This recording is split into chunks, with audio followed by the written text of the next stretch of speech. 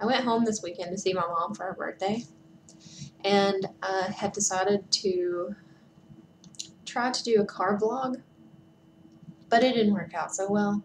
I took my camera with me, and everything was out of focus, so that didn't work out. But anyway, basically what I was going to say during that one was that I was on my way to see my mom, and that I got Krispy Kreme donuts. So, yay. Not really that much to say. I always say that, and then I go on forever. But I am going to try and keep this one pretty short. I just wanted to, you know, talk about some stuff. Nothing really important or anything. Mainly has to do with movies. I have been watching a lot of TCM lately because for the longest time I had Comcast cable and they didn't have TCM. So now that I have Uverse, I have it, and I used to watch TCM all the time when I was younger, and because my parents had it. And then I moved here, and all that was available was Comcast, so I didn't get TCM anymore. But now I have it again. I'm very excited because I got to see, well, I got to see a little bit of Summer Under the Stars, which is something that I really liked before because they show like different movies from one actor all day. So Sunday I sat and watched Gary Cooper movies. And I've never really watched a lot of Gary Cooper movies, but they're pretty good. I mean, he was a good looking guy. But yeah, I saw one of him and Audrey Hepburn, which was really cute. And I watched Pride of the Yankees about Lou Gehrig, which I had never seen before. And I liked it. It was really good. Yeah, and then yesterday was, I want to say Jeanette MacDonald. I think that's her name. Anyway, she was in this movie called San Francisco with Clark Gable. Now, I grew up watching Gone with the Wind because I'm from the South, and that's kind of a staple in the South, I guess. So my grandmother was a really big fan, and my mom liked the movie, so they kind of passed it on through generations. And yeah, so I've read the book, I've watched the movie, all of that stuff. And Clark Gable, of course, was in Gone with the Wind. But I was never really a big fan of Rhett Butler or of Clark Gable because I thought his ears were too big and I didn't like his mustache and, you know, stuff like that. But the first time that I ever saw San Francisco, I got the biggest crush on Clark Gable because at the end, okay, the movie is about the San Francisco earthquake of, what is it, 1906, I want to say. So, his character is running around the streets of San Francisco after the earthquake, and he's looking for the woman that he loves, and he's got like dirt all on his face, and his clothes are kind of ripped, and he's like wearing a tux, but it's got like a ripped leg, and he's got like blood running down his face, and it's gonna sound really weird, but oh my goodness, he was so hot. I was very surprised to find myself crushing on Clark Gable at that point, but yeah, so San Francisco has always been one of my favorites. Let's see, what else? I also watched Tombstone because it came on like AMC, I think. Seems like it because I think I remember AMC commercials. So yeah, I watched AMC and I mean Tombstone on AMC, and I'm always very surprised when Kevin watches it with me because he does not like Bill Paxton at all. he thinks Bill Paxton is like the worst actor ever. And of course, every time that Bill Paxton would say something on screen or would do something, Kevin would say, "That's good acting," very sarcastically. So, yeah. Anyway, I don't know why he hates Bill Paxton so much. He's just, he has some weird, really weird things about him sometimes. Like, this is gonna, maybe it'll make you laugh. He has a PowerPoint presentation somewhere on one of his computers about why Weekend at Bernie's 2 is the worst movie of all time. I personally don't think it's that bad, but I've only seen it like a couple of times, and I was really young when I saw it.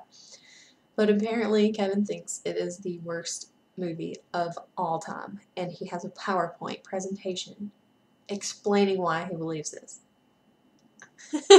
This is the man I married. It's crazy. But apparently it is the reasoning behind that is that he says that there's a line and there's a place where every movie is on that line.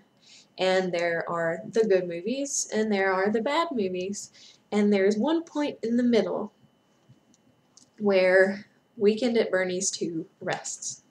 Because once you pass that middle point of the worst movie of all time, the movie is so bad that it starts getting good again. Which I guess makes sense. But I don't see why he thinks Weekend at Bernie's 2 is that movie on that line. But, yeah. So, speaking of lines and stuff, okay, well, I was watching a video that Miss Munica did, and she was talking about how she doesn't hear music, she sees music, and it made me think of synesthesia. Because I've known a few people who have synesthesia, and they have the one where you can, where you see numbers and letters in certain colors. For instance, my friend Rachel, hers, whenever she thought of me, she thought of the color pink, because my name starts with a K, and K to her is pink. So it was really strange. But I was just looking around at information about it, and apparently I have a form of synesthesia, and I didn't even know it. Because I have, it's called spatial sequence synesthesia. Okay, I'll explain it to the best that I can. When I think of days of the week, like, you know, Monday, Tuesday, Wednesday, I think of them not around me, but in front of me. Like, there's a specific place that each day is in relation to myself. I guess that is how you explain it. So, when someone says Sunday, I automatically think Sunday. Sunday's right here. And if somebody says Wednesday, I think, oh, Wednesday is straight across from me. So I have this thing in my head where if I think of days of the week, I think of it going from Sunday all the way around to Saturday. So it's like a loop. It's really weird. And then I think of months of the year the same way, but it's a different... I don't know how to explain it. It starts, January's in front of me, and it goes down this way, and December is up there. So it's really strange. I guess it's really hard to explain, I think, for people who, to people who don't have it, and also people who have it, their way of seeing it is different. Everybody has a different I don't know, internal